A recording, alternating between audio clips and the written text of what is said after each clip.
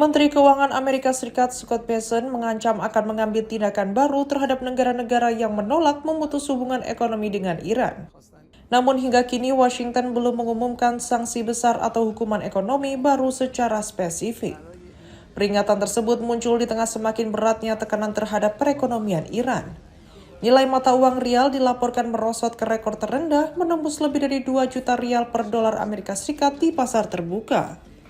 Dalam konferensi pers, Bessent mengatakan setiap negara telah diberi batas waktu untuk menghentikan aktivitas ekonomi tertentu yang dianggap membantu Iran. Jika tidak dipatuhi, Amerika Serikat mengancam akan bertindak secara sepihak melalui kewenangan Departemen Keuangan. Bessent tidak menyebut negara mana yang menjadi target.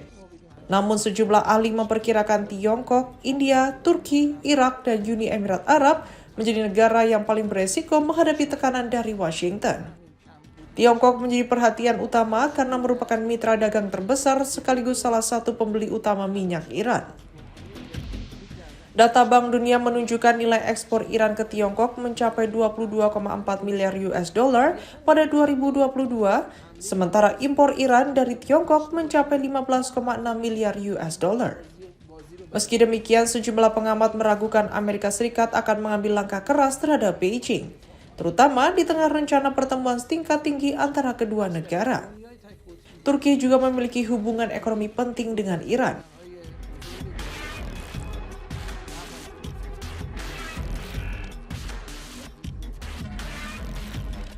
Nilai perdagangan bilateral kedua negara mencapai lebih dari 5 miliar US dollar pada 2024, sementara sebagian kebutuhan gas alam Turki masih dipasok dari Iran. Irak pun sangat bergantung pada hubungan ekonomi dengan Teheran, khususnya untuk pasokan listrik dan gas. Sementara perdagangan India dengan Iran memang mengalami penurunan dalam beberapa tahun terakhir, tetapi nilainya masih mencapai sekitar 1,6 miliar US dollar pada periode 2025 hingga 2026. Adapun Uni Emirat Arab sebelumnya merupakan salah satu mitra dagang terbesar Iran. Namun, pekan lalu UEA mengumumkan penangguhan seluruh transaksi perdagangan dan keuangan dengan Teheran hingga pemberitahuan lebih lanjut.